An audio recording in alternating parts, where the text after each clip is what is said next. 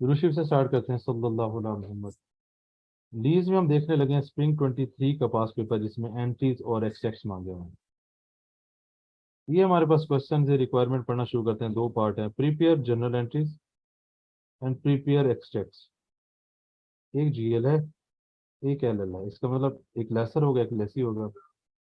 31 दिसंबर 2022 के लिए यहाँ पे एक्सट्रैक्ट्स बनाने हैं, statement of profit and loss और बैलेंस शीट। यहाँ पे डेट डिफरेंट है। इस पार्टी के लिए इस डेट पे हमने बैलेंस शीट और इनकम स्टेटमेंट बना दी। ये हमारी है रिक्वायरमेंट। जी शेफ साहब की रिक्वायरमेंट में मसला। नो सर, अब तक क्लियर। गोल्ड लिमिटेड है जी हमारे पास डीलर। यहाँ पे जाके इसका मेंशन कर लेते हैं कि ये हमारे पास है जी डीलर लेसर।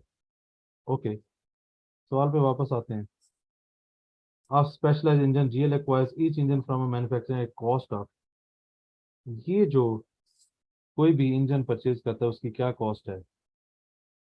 कॉस्ट है जी 58 मिलियन रुपीज एंड मिलियन, ठीक है।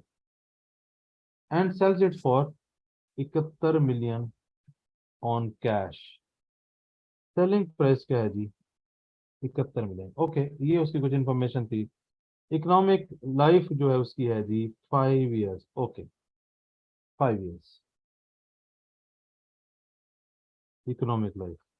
यहाँ पे उसने डीलर मैन्युफैक्चरर बता दिया। हमेशा याद रखिएगा, जब हमने ऑपरेटिंग लीज देखना है या फाइनेंस लीज देखनी है, फाइनेंस लीज में डीलर मैन्युफैक्चरर होता है या सिंपल लेसर होता है। तो उसने यहाँ पे बता दिया है कि ये है, इट मीन्स फाइनेंस लीज है। अगर वो कुछ ना बताता फिर हम कंडीशंस अप्लाई करते कि ऑपरेटिंग लीज है या फाइनेंस लीज है। सवाल पे वापस आते हैं। 1 जनवरी 2022 पे Lead Limited lease an engine from GL on 4 year lease term. Lease का जो टाइम है वो है 4 साल। लीज टर्म है 4 ईयर। अब लेसर के लिए भी ये लीज टर्म है, और मजे की बात, लेसी के लिए भी ये लीज टर्म है। इस तरह के सवाल में आप जो भी इंफॉर्मेशन पढ़ते जाएं, देखते जाएं कौन सी चीज कहाँ के लिए रेलेवेंट है। अगर वो लेसर और लेसी दोनों उसने एक साथ पूछे हों, तो लीज, ये जो लीड लिमिटेड है ये हमारी लेसी है, और गोल्ड लिमिटेड हमारा लेसर है। और लेसर क्या है? डीलर है। ओके।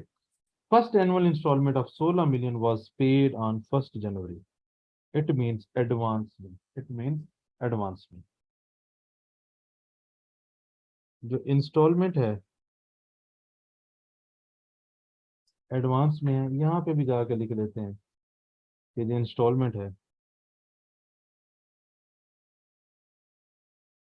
एडवांस में है। क्यों? क्योंकि हमने सवाल में पढ़ा कि 1 जनवरी 2022 को 4 साल की लीज के ऊपर इंजन को लीज किया गया, और पहली जो इंस्टॉलमेंट थी 16 मिलियन, वो 1 जनवरी को पे की गई, और बाकी भी 1 1 जनवरी को पे करना। इसका मतलब ये एडवांस है।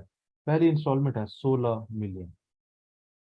16 मिलियन। Okay, 16 million. आप ये रजिस्टर के ऊपर एक साथ दोनों कॉलम लगा के ऐसे जीएल एलएल यहाँ पे दोनों की इंफॉर्मेशन एक साथ लिख सकते हैं। मैंने चूंकि लेसर और लेसी के लिए अलग बनाया, तो ये समझे कि ये पेज का एक हिस्सा, ये पेज का दूसरा हिस्सा। आगे कहता है जी, with subject to increase of 2 million. हर साल 2 मिलियन का इंक्रीज है। 4 साल अगर है तो 18, 20 और हो जाएगा 22। 16, 18, 20 और 22, बिल्कुल ठीक है। यहाँ पे भी आके हम ये कर लेते हैं 16, 18, 20 और 22। ये हमारे पास इंस्टॉलमेंट की डिटेल आ गई। लीज लीड लिमिटेड लेसी ने लेसी की है इनिशियल डायरेक्ट कॉस्ट, लेसी की 4 मिलियन इनिशियल डायरेक्ट कॉस्ट है जी 4 मिलियन। आगे कहता है वो, out of which GL reimbursed 1.5 million. GL ने कितनी रीइंबर्स कर दी? 1.5 मिलियन। ये इसने जो रीइंबर्समेंट की है लस्सी में, यहाँ पे हम लिख लेते हैं रीइंबर्समेंट 1.5 मिलियन। ये बेसिकली उसने इंसेंटिव दिया है, इंसेंटिव रिसीव्ड है। यार तुम्हारा खर्चा हुआ है, चलो कोई बात नहीं, ये मैं इतना रीइंबर्स कर देता हूँ। तो लीज में एंटर होने पे ये इंसेंटिव रिसीव्ड है, रिसीवेबल नहीं है, रिसीव्ड है। GL estimate the residual value of the engine at the end of lease to be 5 million। Residual value ने कहा जी 5 मिलियन है। ये सिंपल एक रेजिडुअल वैल्यू है, ये है 5 million. Okay. However, LL has guaranteed additional amount of 3 million at the end of lease term। 5 million lessor को लगता है कि इसके एंड पे गारंटेड रेजिडुअल वैल्यू है। इसने जो लेसी है इसने क्या किया, उसने कहा है जी additional amount of 3 million at the end of lease term. इसने गारंटी की है 3 मिलियन, यानी कि एक्चुअल में वैल्यू बन रही है 5, इसने गारंटी दी है 3। इस लाइन से ये लग रहा है कि जो लेसी ने गारंटी दी है वो तो 3 मिलियन लग रही है। GRV क्या है जी, 3 मिलियन। उसने कहा कि भाई, लेसर कहता है कि यार मुझे लगता है कि रेजिडुअल वैल्यू क्या है, 5 मिलियन। 5 मिलियन इसने एडिशनली, लेसी ने 3 मिलियन की गारंटी दी, तो लेसर के हिस्से में 3 आ जाएगी गारंटेड, 3। तो ये यूजीआर भी नहीं बन जाएगी 5, क्योंकि उसने जो गारंटी दी है वो 5 के बाद एडिशनल 3 मिलियन की गारंटी दी है। तो लेसर के लिए तो दोनों रेलेवेंट है, लेसर के लिए दोनों रेलेवेंट है। GRV हो गई 3 और UGRV हो गई 5, क्योंकि उसने कहा कि यार 3 मिलियन है, इसने एडिशनल तौर पे यानी कि इससे इजाफी 5 से इजाफी 3 की गारंटी दी है। इसका मतलब अगर टोटल 8 है तो 3 की गारंटी आ गई, 5 की गारंटी नहीं आई, तो UGRV हो जाएगा 5। मार्केट रेट है 15%। ओके, मार्केट रेट है 15%, मार्केट रेट है जी 15%। ये जैसे जैसे मैं अलग लिख रहा हूँ इसका बेनिफिट ये होगा, फिर मैं लेसर पे जाऊंगा, उसकी इन्फॉर्मेशन वहां पे लिखी होगी, उसको क्लोज कर लूंगा, उसकी रिक्वायरमेंट खत्म कर दूंगा। और जब आप रजिस्टर पे हल कर रहे होंगे तो आपके पास 2 पेज हैं, लेसर इसकी खत्म करें, लेसी इसकी खत्म करें, क्योंकि दोबारा मुझे सवाल नहीं पढ़ना पड़ेगा कि लेसर की कौन सी इन्फॉर्मेशन थी, लेसी की कौन सी इन्फॉर्मेशन थी। As an incentive to LL for entering into the lease, GL has incorporated an implicit rate of 10%, which is known to incremental, incremental या ये इंक्रीमेंटल है कि इंटरेस्ट इम्प्लिसिट है, इम्प्लिसिट इंटरेस्ट रेट है।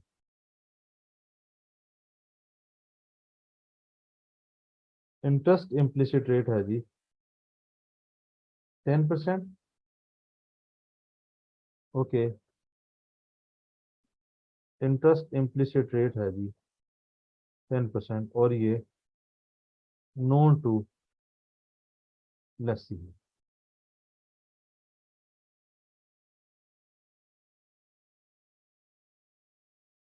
Known to lassi.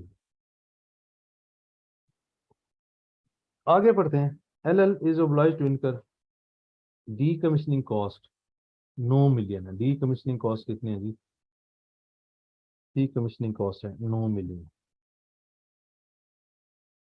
Eight the end of lease term. Okay, discount rate है 12%, discount rate है 12%। अब हम अपना सवाल कर चुके हैं complete in accordance with standard. GL जो कि लेसर है उसकी बुक्स में एंट्रीज करनी है, और LL जो कि लेसी है उसकी बुक्स में हमने एक्सट्रैक्ट्स बनाने हैं। इस तरीके से हमारे सवाल की रीडिंग हो जाती है कंप्लीट। सवाल की रीडिंग हम कर चुके हैं कंप्लीट। अब एक पार्ट को पकड़ते हैं और उसको हल करना शुरू कर देते हैं। सबसे पहले हम आते हैं लेसर पे। ये हमारे पास लेसर की इंफॉर्मेशन है। हमने ये सीखा हुआ है कि यूनिक वैल्यूज होंगी नहीं, ये है लेसी, ये लेसर है। हमें पता है कि हमने, अगर यूनिक वैल्यूज हमारे सामने है, तो हमने उनकी प्रेजेंट वैल्यू किस तरीके से लेनी है, इंडिविजुअल बेसिस पे लेनी है। 1 प्लस इंटरेस्ट रेट का अभी देख लेते हैं। ये मेरे पास क्योंकि एडवांस है, 16 एज इट इज आ जाएगा। 1, 1 प्लस 2, 1 प्लस 3, ये एज इट इज आ गया 1, 2, 3। ये मेरा हो गया डन, क्योंकि 4 साल की है। हम रेजिडुअल वैल्यू को प्रेजेंट वैल्यू में नहीं अकाउंट पर करते, हम क्या करते होते हैं, हम गारंटेड अनगारंटेड को अकाउंट पर करते होते हैं, और ये एंड पे है। गारंटेड अनगारंटेड अगर आप सवाल देखो तो ये एंड पे, eight the end of lease term. Okay, eight the end of lease term, इसका मतलब है पहले 3 है, फिर 1 प्लस चौथे साल के एंड पे 5 है। ये हो गया, ये हो गया। अब ये दो रेट्स हैं, सवाल ये है इन दो रेट्स में से यूज कौन सा करना है। इसका पहले एक टेस्ट करते हैं। लेट्स से, ये मैं रेट समझाने लगा हूँ। लेट्स से हमारे पास इंस्टॉलमेंट हो 500 एरियर्स में, टाइम हो हमारे पास 5 साल, और रेट 10%। इसकी प्रेजेंट वैल्यू होगी 1 - 1 plus 0.1 raise to -5 over 0.1 into 500। इसकी लेते हैं प्रेजेंट वैल्यू। बताओ जरा क्या है। मेरे पास प्रेजेंट वैल्यू आ रही है 1895। दूसरे केस में हम रेट पकड़ते हैं 9%। ये सारा हम 9% के साथ करते हैं। फिर देखते हैं कितनी आती है प्रेजेंट वैल्यू। इसको हल करते हैं।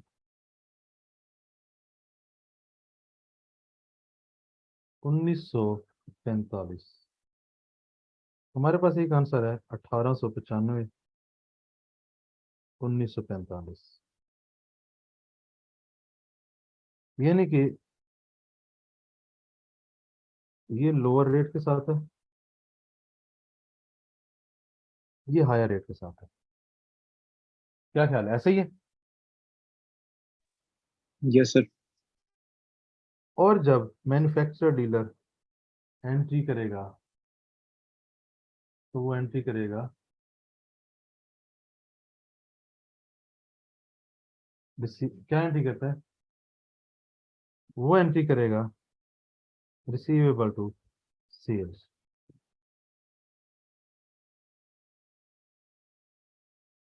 अब अगर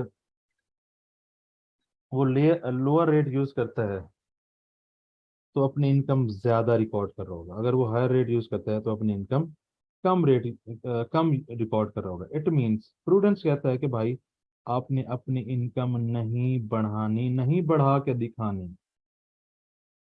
इसका क्या मतलब हुआ कि इनकम बढ़ा के हम लोअर रेट पे दिखा रहे होते हैं, इसलिए हम कहाँ पे आ जाएंगे, हायर रेट पे।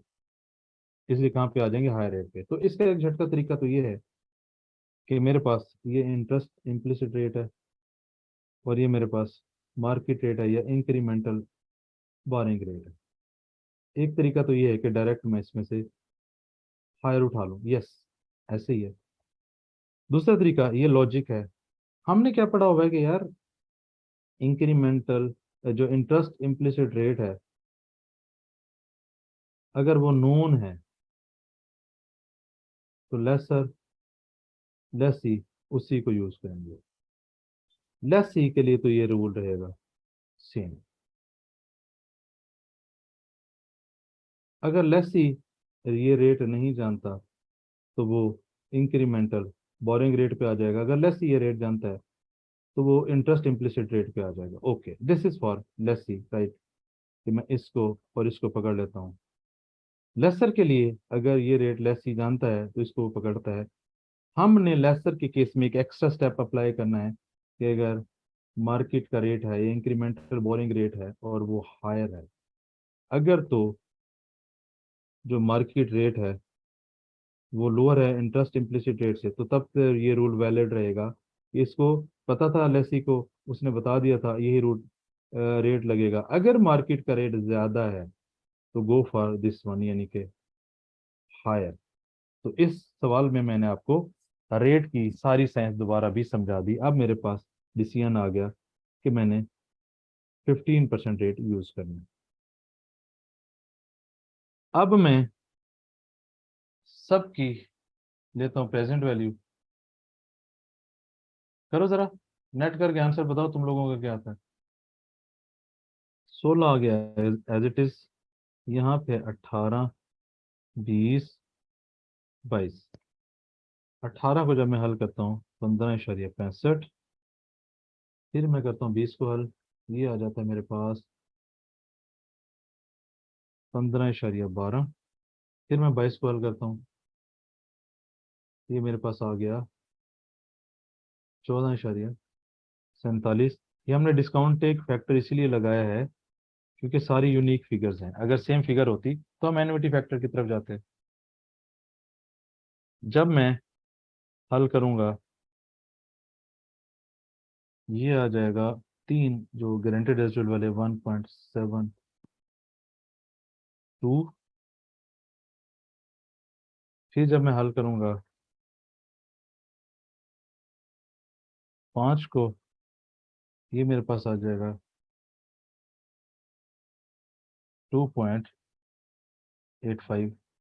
सबको मैं हल करता हूँ, सबको मैं ऐड करता हूँ, 65.81। प्रेजेंट वैल्यू मेरे पास आ गई 65.81। मैं आ जाता हूँ इसके स्केड्यूल पे। मेरे पास रेट है 15%। एक एक क्या डेट थी, 1/1/22 पे।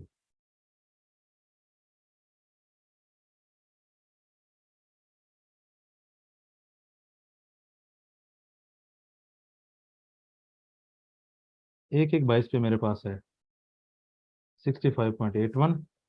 इसी दिन ही मैंने एडवांस में पेमेंट कर दी 16। ये मेरे पास रह गया 65 - 16, 49.81। 1/1/23 पे मैं चला जाऊंगा, 49.81। इंटरेस्ट आ गया मेरे पास 7.35। यहाँ पे हो गया 18। 18 में से मैं ये माइनस करूं, प्रिंसिपल आ गया 10,65। ये सारा प्रिंसिपल है। अब opening plus interest minus instalment is equal to closing. 1/1/24 पे 39.16, 5.87, ये आ गया 20, 39.16 -20,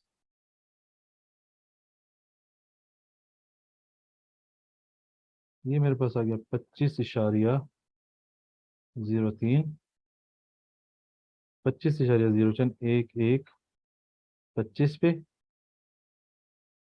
ऊपर का प्रिंसिपल निकाल लेता हूँ 5.87, 14.13। Okay, 25.03 into 15%, 3.75, 22। अच्छा जी, 25.03 -22, 25.03 जमा 3.75 -22, 6.78।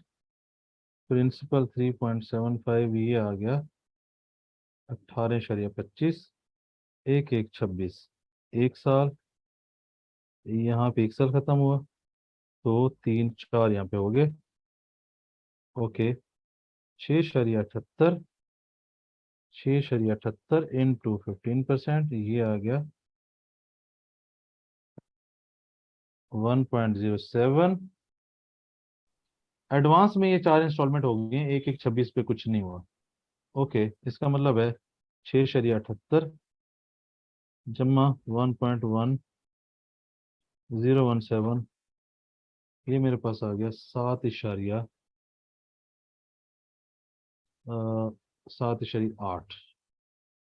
7.8। अब मैं साल के एंड पे आ गया। यहाँ पे मेरे पास 3 और 5 है, 8। 7.8 का जब मैं लूंगा 15%, ये बन जाएगा 1.17।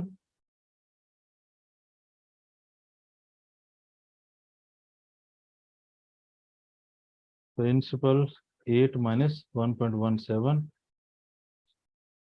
6.83, 7.8 प्लस 1.17।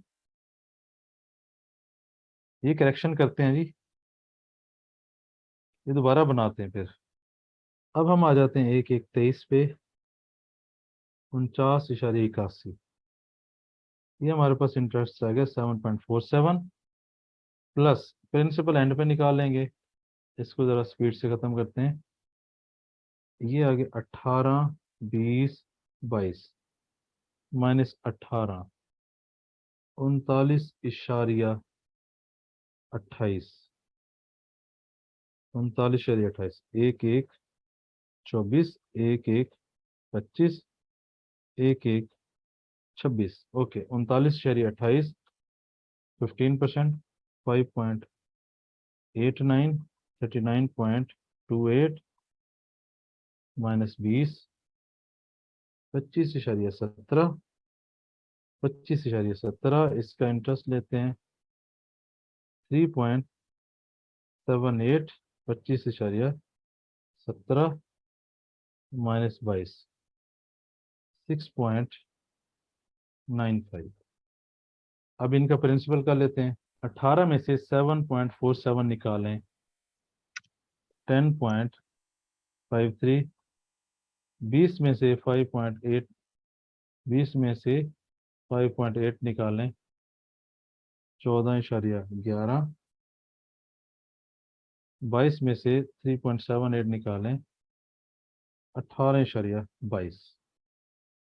अब साल का शुरू है और हम खड़े हैं 6.95 पे।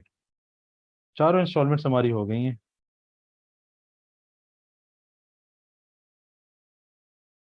अब हमारे पास इस रेट पे तो कुछ पेमेंट नहीं है, हमारे पास पेमेंट है इस रेट पे। ओके, इसका हम इंटरेस्ट निकालते हैं 6.95 इंटू 1.05, 3 + 5 हमें मिलना है। प्रिंसिपल निकाल लेते हैं 6.95, और ये हमारे पास हो गया नील। तो इस तरीके से हम अपना बना लेते हैं स्केजुअल अपना कंप्लीट। अब जब हमने बना लिया स्केजुअल, अब हम अपनी करते हैं एंट्रीज। मेरे पास है प्रेजेंट वैल्यू, मैं एंट्री पे आता हूँ। मुझे पता है 1/1/22 पे लीज रिसीवेबल मेरा डेबिट होना है प्रेजेंट वैल्यू से। मेरी क्रेडिट सेल्स क्रेडिट होनी है, यहाँ पे कॉस्ट ऑफ सेल डेबिट होना है। और इन्वेंट्री इन्वेंट्री क्रेडिट होनी है कॉस्ट पे, और कॉस्ट थी मेरी 58। ओके,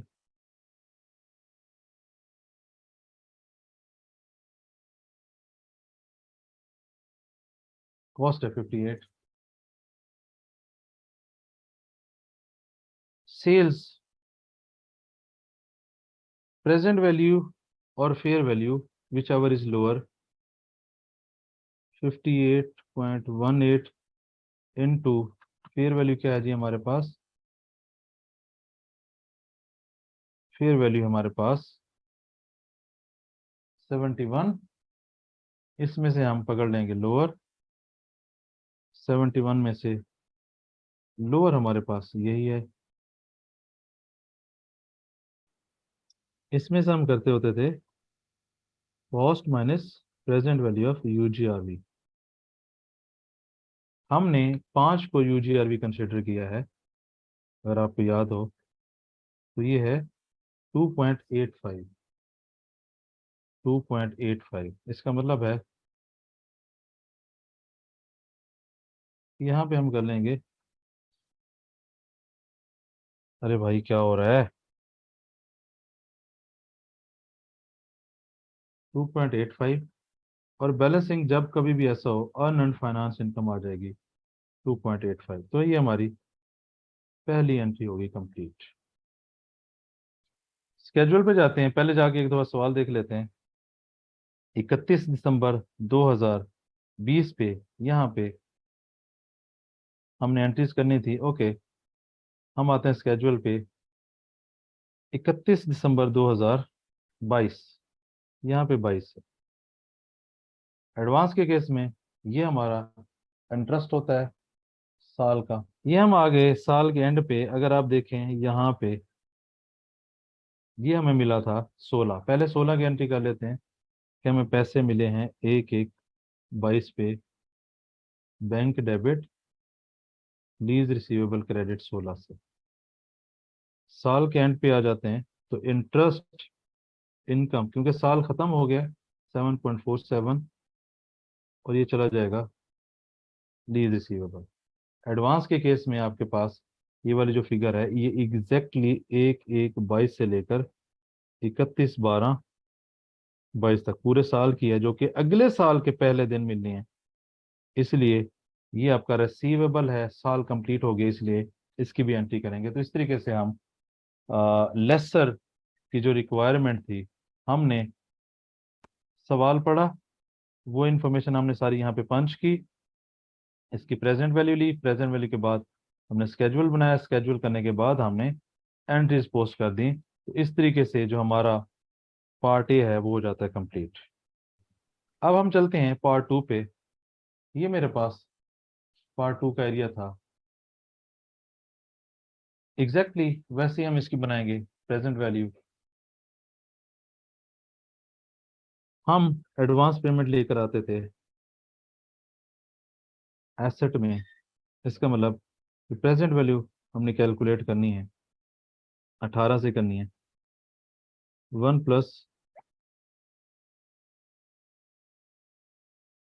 प्लस पॉइंट,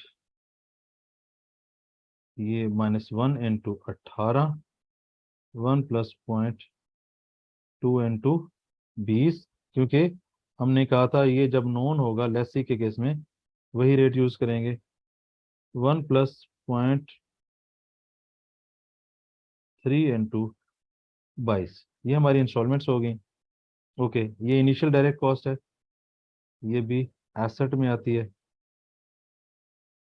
अब गारंटेड रेजिडुअल वैल्यू थी +1 पॉइंट, ये चौथे साल के बाद है, ×3। ओके, देन आ गया रीइंबर्समेंट। रीइंबर्समेंट भी इंसेंटिव रिसीव्ड है, ये हम लेस करते हैं,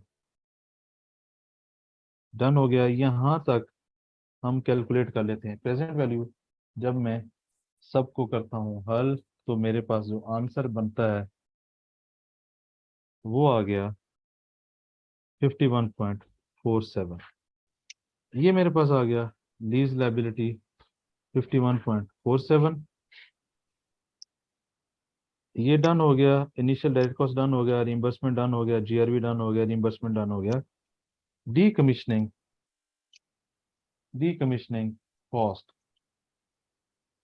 एसेट में डी कमीशनिंग कॉस्ट आता है, यानी कि इसकी प्रेजेंट वैल्यू लेके 12% रेट है, 4 साल है, और वैल्यू है 9। इसकी जब प्रेजेंट वैल्यू हम लेंगे ये आ जाएगी 5.72। तो मेरे पास लीज लाइबिलिटी आ गई 51.47। इन सब को जब मैं ऐड करूंगा ये मेरे पास हो जाएगा राइट ऑफ यूज एसेट,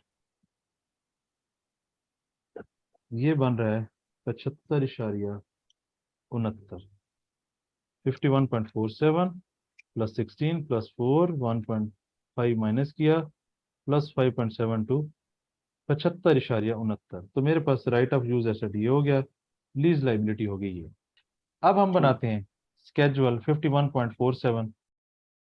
मेरे पास रेट है 10%, एक एक 22 पे। ये मेरे पास फिगर है 51.47।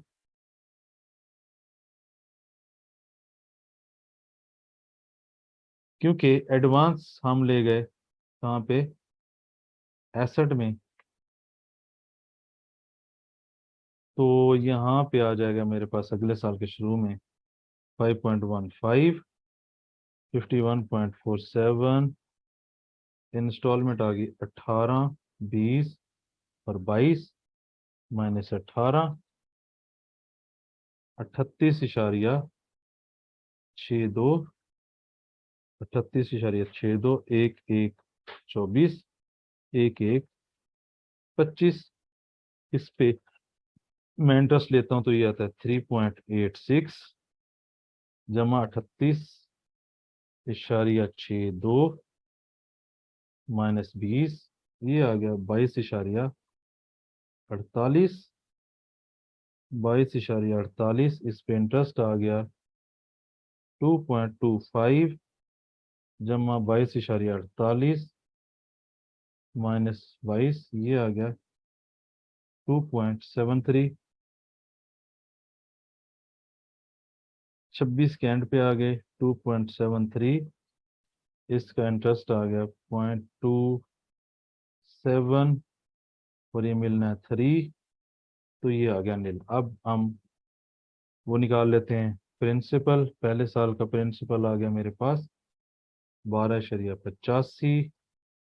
दूसरे साल का आ गया 3.86 माइनस करें, 20 में से 3.86 माइनस किया 16.14, 22 में से 2.25 माइनस किया, ये आ गया 19.75, 3 में से माइनस किया 0.27, 2.73। तो इस तरीके से हमारे स्केड्यूल हो जाता है कंप्लीट।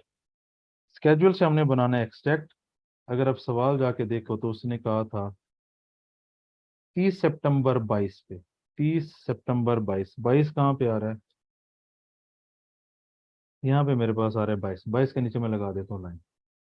सबसे पहले अगर मैं एक्सट्रैक्ट की बात करूं, मैंने ये पूरा स्केड्यूल बना लेना है। ये मेरे पास आ गई कंपनी का नेम, स्टेटमेंट, एज आ डेट आ गई, एसेट में राइट ऑफ यूज एसेट आ गया, और लाइबिलिटी में करंट और नॉन, ये जो लाइबिलिटी का पोर्शन है ये आ गया। अब चूंकि एडवांस है तो करंट पोर्शन ऑफ इंटरेस्ट भी आएगा। मजे की बात यहाँ पे प्रोविजन फॉर डी कमीशनिंग भी है। फिर मैं करूंगा gold limited statement of comprehensive income, extracts for the year ended 30 सितंबर 22, रुपीज एंड मिलियन आ जाएगा।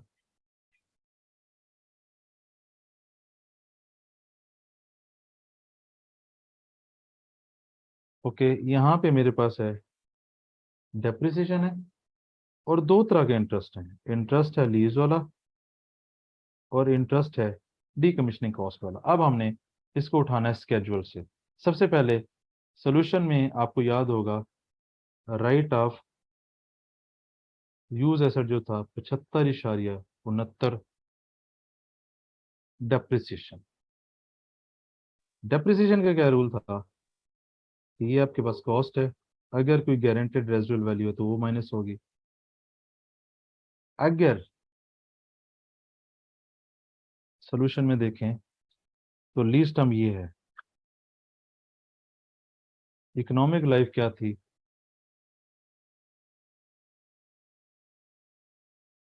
इकोनॉमिक लाइफ थी दोस्तों 5 साल। इकोनॉमिक लाइफ थी 5 साल। अगर परचेज ऑप्शन होता या ट्रांसफर होता तो हम इकोनॉमिक लाइफ या यूजफुल लाइफ पकड़ते। अगर ये नहीं है तो इन दोनों में से जो पहले खत्म हो जाएगा उस पे आएगा। अब एक एक 22 पे खड़े हैं, 30 सितंबर तक जाना है तो ये बनते हैं 9 महीने।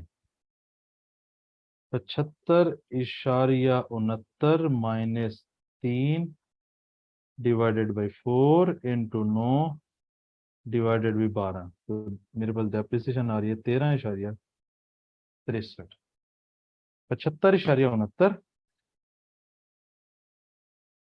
75.69 और डेप्रिसिएशन 13.63, ये आ जाएगी डेप्रिसिएशन 13.63।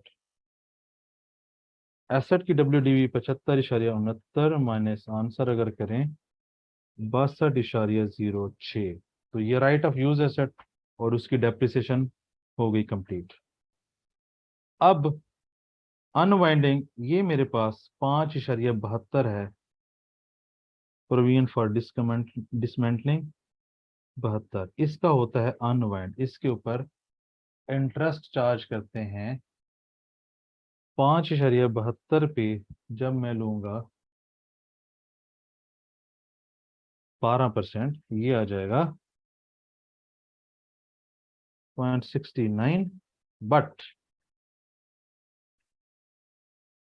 इसको करना है प्रोपोर्शनेट, 9/12 से प्रोपोर्शनेट करके ये बन जाएगा 0.52। इसको और इसको जब जमा करूंगा तो ये मेरे पास आंसर आ जाएगा 6.24, और ये वाला आंसर इंटरेस्ट जो डी कमीशनिंग कॉस्ट का था यहाँ पे आ जाएगा। जब लीज टर्म 1/1 पे जा रही है और ईयर एंड है 30/9 पे, तो आपने हमेशा प्रोपोर्शनेट करना है। इस सवाल में ये कॉन्सेप्ट भी लेसी के केस में साथ साथ टेस्ट हो रहा है। तो डीकमीशनिंग कॉस्ट भी हो गई, यहाँ पे इंटरेस्ट भी हो गया, डेप्रिसिएशन भी हो गया। अब आ जाते हैं इंटरेस्ट पे। स्केड्यूल में इंटरेस्ट कितना है जी? 5.15। 5.15, अगेन इस पे वही कॉन्सेप्ट लगेगा प्रोपोर्शनेट का। 3.86 मेरे पास आ जाएगा यहाँ पे, और ये करंट पोर्शन ऑफ इंटरेस्ट भी है जो कि रिसीवेबल है। 3.86 मेरा यहाँ पे भी आ जाएगा। वापस स्केड्यूल में आते हैं। जो प्रिंसिपल है 1 साल में जो मिलना है वो मेरा करंट पोर्शन है 12.85, और जो मेरा बाकी नीचे वाले सारे ईयर्स का टोटल है ये करंट पोर्शन है, जो कि इसके बराबर होगा 38.62। तो ये मेरा हो गया नॉन करंट 38.62। तो इस तरीके से हमने स्केड्यूल में से इंटरेस्ट पकड़ा, current portion of interest expense भी हो गया, करंट पोर्शन भी हो गया, लाइबिलिटी का current portion, non current portion, ये लाइबिलिटी का करंट, नॉन करंट, इंटरेस्ट का यहाँ पे आ गया। इसी के साथ इंटरेस्ट यहाँ पे नीचे भी आ जाता है। डी कमीशनिंग कॉस्ट हमने यहाँ पे और यहाँ पे कर लिया। उसके बाद डेप्रिसिएशन चार्ज करके राइट ऑफ यूज एसेट में से इसको लेस किया, तो मेरे पास कैरिंग अमाउंट आ गई। तो इस तरीके से जो हमारी दूसरी रिक्वायरमेंट थी कि लेसी के केस में उसके एक्सट्रैक्ट्स रेडी करें, वो भी माशाल्लाह अल्हम्दुलिल्लाह हमारी हो जाती है कंप्लीट। तो इस सवाल में बड़े मजे मजे के कॉन्सेप्ट से GRV UGRV का कॉन्सेप्ट था, डेप्रिसिएशन का कॉन्सेप्ट था, प्रोपोर्शनेट करने का कॉन्सेप्ट था क्योंकि लीज टर्म और ईयर एंड डिफरेंट था। उसके बाद डी कमीशनिंग कॉस्ट थी, इसको अनवाइंड करने का कॉन्सेप्ट था। डेप्रिसिएशन में लीज टर्म और यूजफुल लाइफ को कंपेयर करने का कॉन्सेप्ट था। ओके, इसके अलावा अगर हम पहले पार्ट में आए, पहले पार्ट में इंटरेस्ट रेट का कॉन्सेप्ट था। इस सवाल में बहुत मजे मजे के सारे कॉन्सेप्ट टेस्ट हुए, जिसको हमने 1 बाय 1 देखा और अल्हम्दुलिल्लाह हमने इसको कंप्लीट कर लिया।